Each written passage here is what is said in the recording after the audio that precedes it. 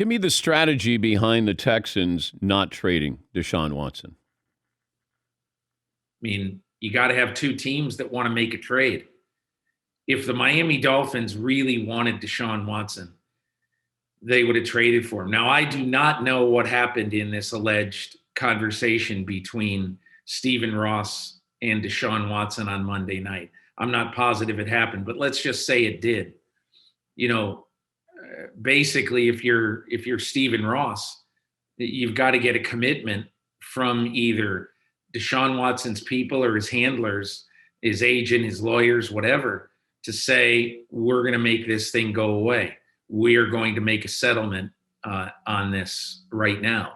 And for whatever reason, whether that was asked for and didn't happen, if I were the owner, that's what I would have said. We'll trade for you if this goes away, and we'll deal with the firestorm. But Deshaun Watson and his attorney last spring chose to not settle. Whether they could have or not, I don't know. But he is steadfastly proclaimed his innocence. That's America. But you can't ask an acquiring team to acquire a superstar player and you don't know whether he's going to be available not only this year, but on opening day next year. If this goes the way we think it is, Dan, and this doesn't get resolved until sometime in 2022, Deshaun Watson's probably not playing opening day next year. Yeah. So who would trade for that? Yeah, and what are you trading, and when are you going to get him? We've asked the Texans twice, whose decision is this that Deshaun Watson is not playing? Is it the Texans? Is it Deshaun's? Is it the NFL? And we've gotten no response. What if Deshaun goes in and goes, hey, I'd like to play now?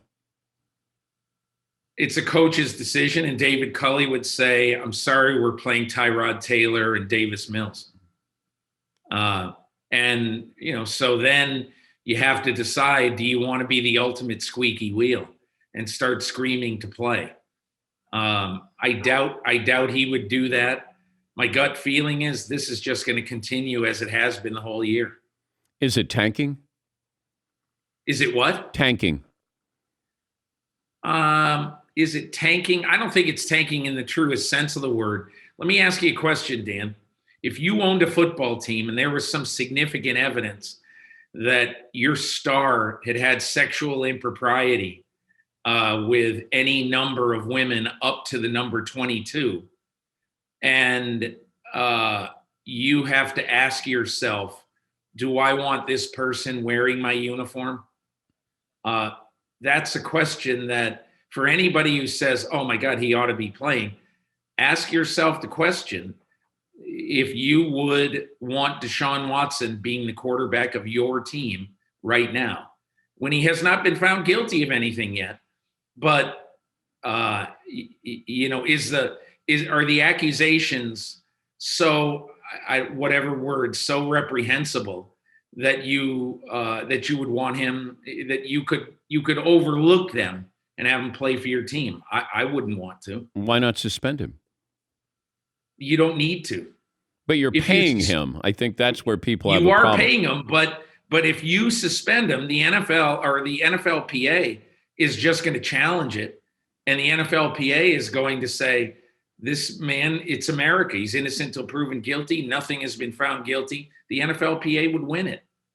I don't see any alternative. If you're not going to play him, if you don't want to play him, it's just like the Keyshawn Johnson thing with Gruden. The last 6 games of the year, they just told him, hey, stay home.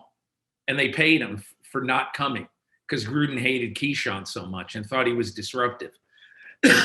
And, if you suspend him and don't pay him, you're going to have the NFLPA all over you, and the NFLPA would win.